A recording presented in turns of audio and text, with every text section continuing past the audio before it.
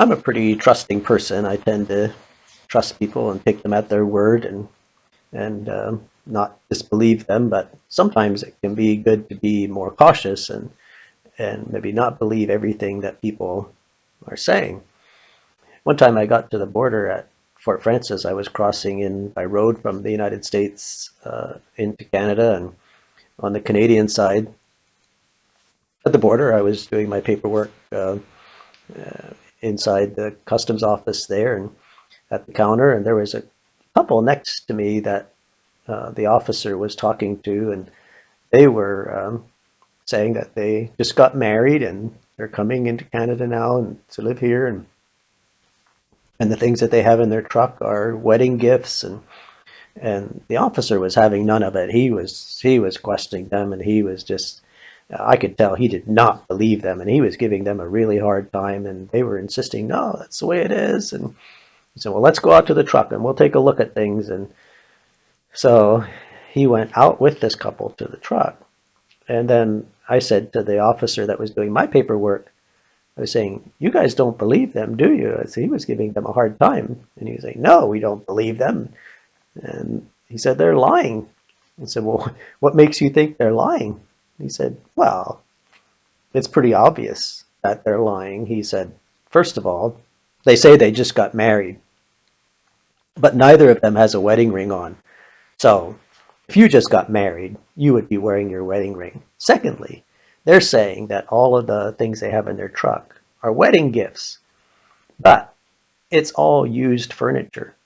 Now, who would give people used furniture for wedding gifts? He said, those people have a cottage up here, and they brought this furniture up to put in their cottage. But they know that wedding gifts are exempt from customs and duty, so they're saying that they're wedding gifts so that they don't have to pay customs and duty. So I said, oh, hey, you have a point. So I guess I didn't think about those things. He said, yeah, if you're not cynical when you take this job, you get cynical really quick.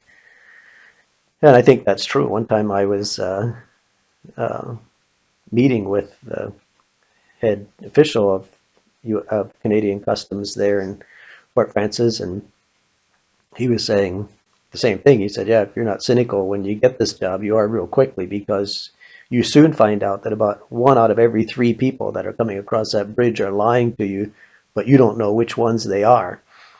And he said one time we had a man that it was Canada Day, the 1st of July, and there was a man that walked across the border, and he said the officer that talked to him when he came through thought he was a local First Nations person, and so he just left him through.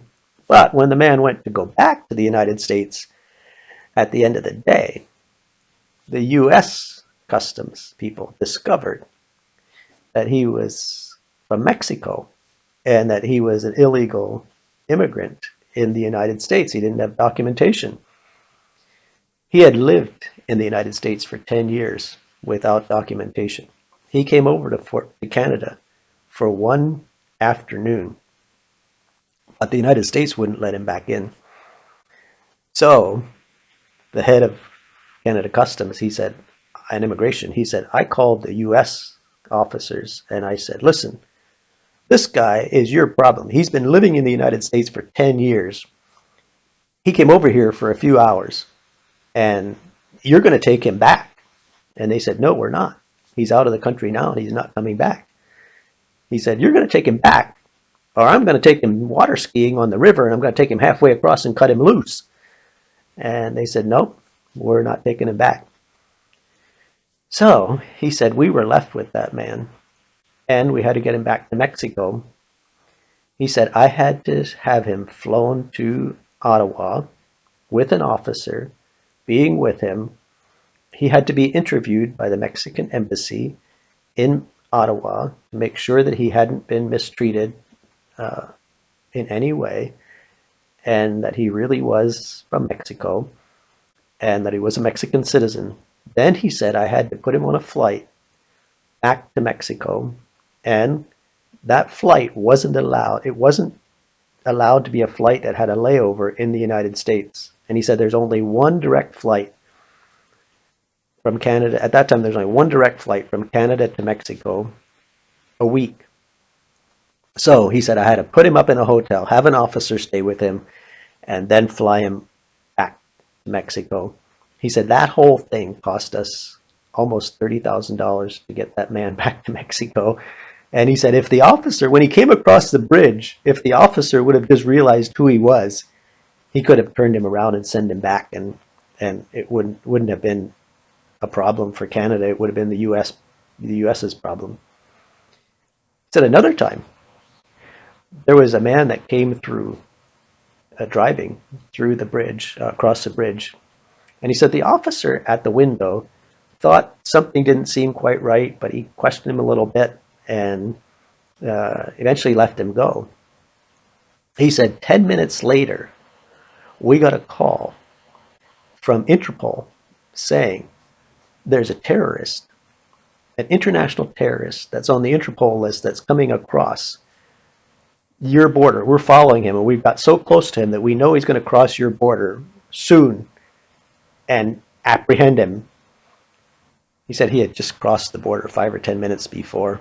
And he said if the officer would have just brought him inside and said, let me ask you a few more questions, we would have got the call while he was there, and we would have been on the international news all over the world for apprehending this international terrorist that was on the Interpol wanted list.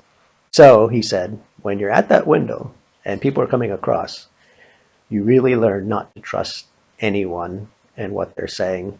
So that's probably why I'm not a customs officer, because I wouldn't do very good at that job. I would be too trusting. I would just take people at their word and believe what they're saying. And or maybe I would learn not to do that. I don't know, but it's probably good that I'm not a customs officer.